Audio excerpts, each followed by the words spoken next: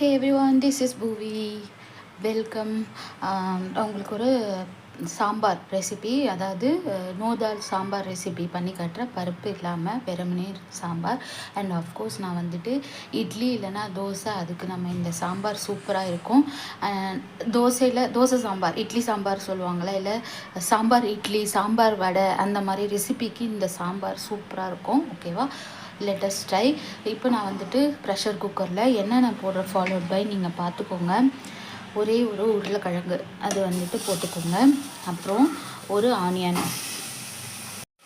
And 2 tomatoes. புளிப்புக்கு நல்லா இருக்கணும், அதனால் 2 டொமேட்டோவாவது போட்டுக்கோங்க பழுத்து. அதே மாதிரி காரத்துக்கு ஒரு 4 பச்சை மிளகாய். அப்புறம் ஒரு 6லேருந்து 7 பல் பூண்டு போட்டுக்கோங்க. அவ்வளோதான். சின்ன வெங்காயம் இருந்தால் சின்ன வெங்காயம் போட்டுக்கலாம். ஓகே. ஒரு 2 கப் அளவுக்கு கொஞ்சம் பெருங்காயத்தூள் போட்டுக்கோங்க.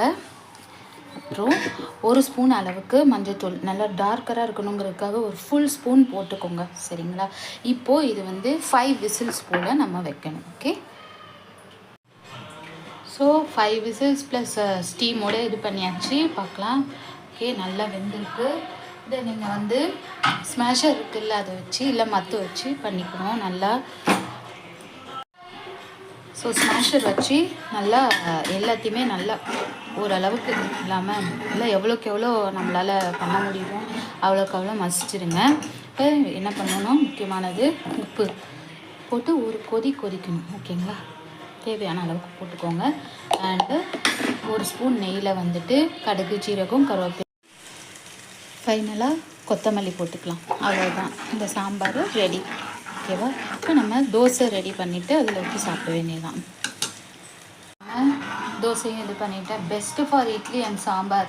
அப்படியே சாம்பார் இட்லி அண்ட் ஆல்சோ சாம்பார் வடை கூட நீங்கள் இந்த இதில் பண்ணி சாப்பிட்லாம். ரொம்ப நல்லாயிருக்கும்.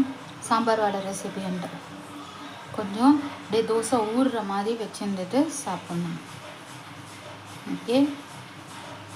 2 தோசை சாப்பிட்டாலும் இப்படி இந்த மாதிரி சாப்பிட்ணும். அவ்வளோதான். ஸோ நோதால் சாம்பார் ரெடி. அண்ட் ஆஃப்கோர்ஸ் இது வந்துட்டு சாம்பார் இட்லி, சாம்பார் வடை, சாம்பார் தோசை, பொங்கல் சூப்பராக இருக்கும். ட்ரை பண்ணி பாருங்கள். Okay, bye bye, see you later, bye.